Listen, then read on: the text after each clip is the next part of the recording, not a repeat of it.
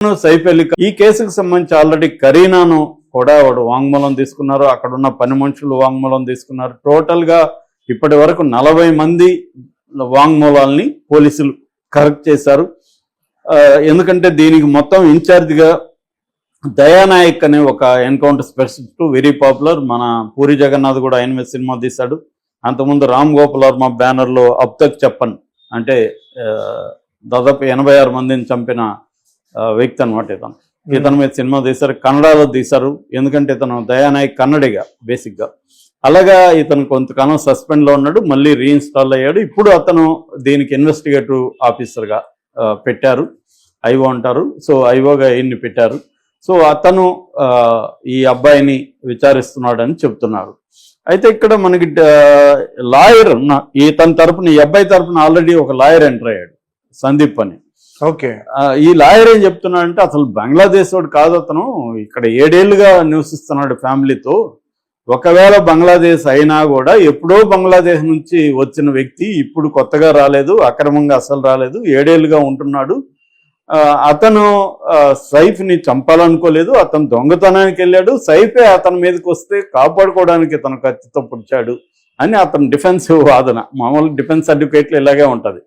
అంటే అదేదో ఉంది కదా, నేను పొడవలో కత్తే నువ్వే కత్తిని లోపల కడుపులో పెట్టుకున్నావు అనే జోక్ ఏదో ఉంది.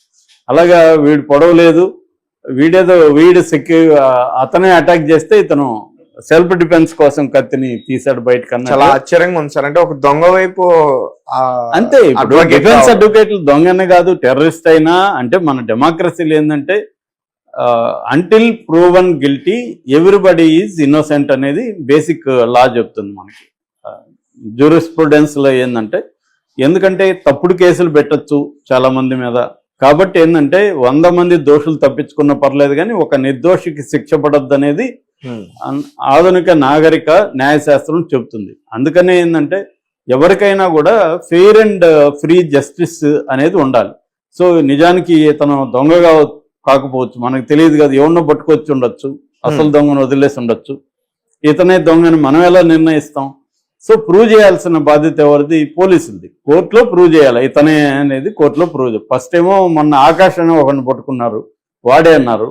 ఇప్పుడేమో ఈ అబ్బాయిని అంటున్నారు. రేపొద్దున ఇతను కాదని తేలొచ్చు కదా కోర్టులో. అందుకనే ఇతని తరపున ఒక అడ్వకేట్ వచ్చాడు రంగంలోకి.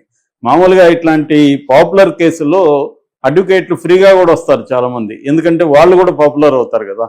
సో అందుకని ఇట్లాంటి కేసుల్లో ఆ అబ్బాయి నియమించుకోకపోయినా వచ్చి ఉండొచ్చు. కాకపోతే ఆ అబ్బాయి దగ్గర సంతకం తీసుకోవాలా, వకాలత్తు నేను చేస్తున్నానని. మొత్తానికి ఈ సందీప్ అనే ఆయన ఈ స్టేట్మెంట్ ఇచ్చి కొంత పోలీసులు కౌంటర్గా మాట్లాడడం మొదలుపెట్టాడు. అంటే జనరల్గా ఏంటంటే ఇలాంటి కేసులు కోర్టులో ఏం జరుగుతుంది అనేది ఒక అంశం అయితే, పబ్లిక్గా ఒక ట్రయల్ లాగా జరుగుతుంది ఎప్పుడైనా. అంటే మనం మీడియాలో మనమే శిక్షలు వేసేస్తుంటాము, మనమే దోషి ఎవడని తేల్చేస్తుంటాము. అలాగే ప్రజలు కూడా ఎవరు దోషం చెప్పేస్తూ ఉంటారు. కాబట్టి ఇది ఏంటంటే నేషనల్ ఇష్యూ కాబట్టి నేషనల్ మీడియా అంతా దీని మీద ఫోకస్ చేస్తుంది. సో ఇప్పుడు ఈ అబ్బాయి దీని వెనక బంగ్లాదేశ్, ఆల్రెడీ బంగ్లాదేశ్కి ఇండియాకి సంబంధాలు బాగాలేవు. అవును, ఎందుకంటే అక్కడ గవర్నమెంట్ మారింది. ఇప్పుడు తాత్కాలిక గవర్నమెంట్ ఉంది యూనస్ దీంట్లో. సో గవర్నమెంట్ మారినాక అక్కడ మనకి వాళ్ళకి షేక్ హసీనా ఉన్నప్పుడేమో మా ఫ్రెండ్లీగా ఉండేవాళ్ళు, ఇప్పుడేమో పాకిస్తాన్తో వాళ్ళు స్నేహం చేస్తున్నారు. మొన్న కూడా Pakistan army chief, Bangladesh army chief meet అయ్యారు. సో పాకిస్తాన్కి వాళ్ళకి మధ్య ఇదవుతుంది, మనకి బంగ్లాదేశ్ మధ్య గొడవలు జరుగుతున్నాయి. ఈ క్రమంలో బంగ్లాదేశ్ ఇతను పొడిచాడంటే అతను ముస్లిమే, ఇతనికి ముస్లిం అని కంప్లీట్గా చెప్పలేము. ఎందుకంటే వీళ్ళమ్మ షర్మిలా ఠాగూర్ బెంగాలీ హిందూ. ఓకే. సైఫ్ అలీ ఖాన్ మదర్. ఇతనేమో నాన్నేమో పటౌడి ముస్లిము, క్రికెటర్. అలాగా కాకపోతే అతను ముస్లింగానే క్లెయిమ్ చేసుకుంటున్నట్టు కనబడుతుంది. ఎందుకంటే మన దేశంలో పితృస్వామిక వ్యవస్థ ఉంటుంది కాబట్టి తండ్రి కులమే కొడుక్కి రావడం, లేకపోతే కూతురికి రావడం, తండ్రి మతమే కొడుక్కి కూతురికి రావడం అనేది జనరల్గా జరుగుతుంటుంది. సో ఆ యాంగిల్లో ఇతను అలాగే ఉన్నాడు. మళ్ళీ ఇతను కరీనా కపూర్ ఒక హిందూ అమ్మాయిని పెళ్లి చేసుకున్నాడు, కానీ వాళ్ళ పిల్లలకి మళ్ళీ ముస్లింల పేర్లు పెట్టాడు, తైమూర్ అని. సో ఇలాగా వాళ్ళ ఇష్టం అది, వాళ్ళిద్దరూ మనకు సంబంధం లేదు. వాళ్ళు ముస్లింగా ఉండొచ్చు, హిందూగా ఉండొచ్చు, వాళ్ళ ఇష్టం అనుకో. కానీ ఇక్కడ యాంగిల్ ఏంటంటే, ఒక బంగ్లాదేశ్ ముస్లిం కుర్రాడు సైఫ్ అలీ ఖాన్ అనే ఒక ముస్లిం యాక్టర్ మీద అటాక్ చేశాడు అనే ఒక యాంగిల్ కూడా దీంట్లో బయటకు వస్తుంది. సో ఇప్పుడు ఇంకేం తెలియాలంటే సైఫ్ అలీ ఖాన్తో వీళ్ళు వాంగ్మూలం తీసుకున్నారా లేదనేది ఇంతవరకు బయట పెట్టలేదు. సైఫ్ అలీ ఖాన్ వాంగ్మూలం అనేది చాలా ఇంపార్టెంట్, అతను చెప్పాలి. అట్లాగే ఈ అబ్బాయి ఇప్పుడు 5 రోజులు ఉంటాడు కాబట్టి ఈ అబ్బాయిని డీటెయిల్గా ఆల్రెడీ మీడియా రాస్తుంది తనదైన పద్ధతిలో దయానాయక్ అతని దగ్గర రహస్యాలు రాబడతాడని. తనదైన పద్ధతి అంటే అర్థమైందంటే హింసిస్తారని, టార్చర్ చేస్తారు. సో ఆ అబ్బాయిని టార్చర్ చేసి వీళ్ళు చెప్పించాలనుకున్నది చెప్పిస్తారు చాలా సార్లు. అది కూడా కోర్టులో రేపు నిలవకపోవచ్చు, ఎందుకంటే కోర్టులోకి వెళ్ళి నన్ను పోలీసులు కొట్టారు సార్ అందుకని నేను ఇవన్నీ చెప్పాను, అసలు నేను అక్కడికి వెళ్ళలేదని కూడా అబ్బాయి రేపు చెప్పచ్చు. ఎందుకంటే నేను వెళ్ళాను నేనే పొడిచానని ఎవరు చెప్పుకోరు. కాపాడుకోవాలంటే ఇలా ఎంచడంతో ఇతను కంటెస్ట్ చేయలేదు. అట్లాగే జనసేనకు కూడా ఇతను పార్టీ ఫండ్ కూడా ఇస్తుంటాడు కాబట్టి తన బిజినెస్ పార్ట్నర్ అయిన విశ్వప్రసాద్కి పవన్ కళ్యాణ్ దగ్గరుండి ఈ 1200 ఎకరాలు ఇప్పించాడు అనేది వైసీపీ చేస్తున్న ఆరోపణ. ఇందులో నిజం ఉందా లేదా మనకు తెలియదు. చెప్పాల్సింది ఎవరంటే గవర్నమెంటే చెప్పాలి. చంద్రబాబు ప్రభుత్వం డైరెక్ట్గా పవన్ కళ్యాణ్ మీద ఆరోపణలు వచ్చాయి కాబట్టి పవన్ కళ్యాణ్ సమాధానం చెప్పాల్సింది. ఎందుకంటే పవన్ కళ్యాణ్ వైసీపీ అవినీతికి వ్యతిరేకంగా చాలా పెద్ద ఎత్తున పోరాటాలు అనేక సార్లు చేశాడు కాబట్టి తన మీద ఇప్పుడు ఒక ఆరోపణ వచ్చినప్పుడు పవన్ కళ్యాణ్ చెప్పాల్సి ఉంటుంది.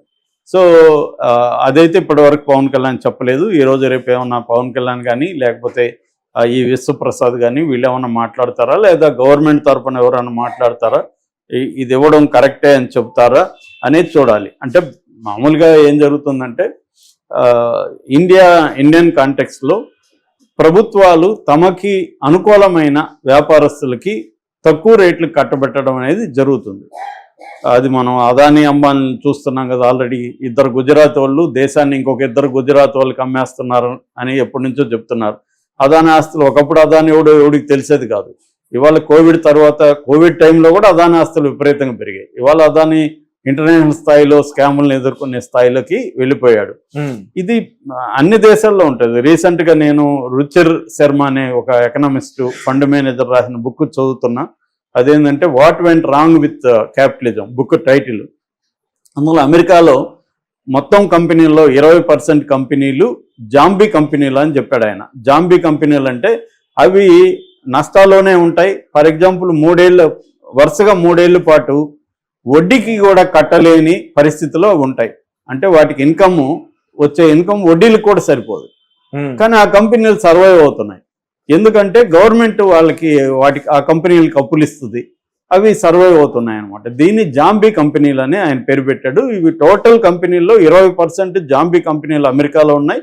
అమెరికా ప్రభుత్వం కూడా కొన్ని కంపెనీలకు మాత్రమే ఫేవరెటిజం చేస్తుంది. వాళ్ళ క్రైసిస్లో ఉంటే బెయిల్అవుట్ ప్యాకేజెస్ కూడా ఇస్తుంది. అందుకనే అమెరికాలో ప్రొడక్షన్ కానీ మ్యానుఫ్యాక్చర్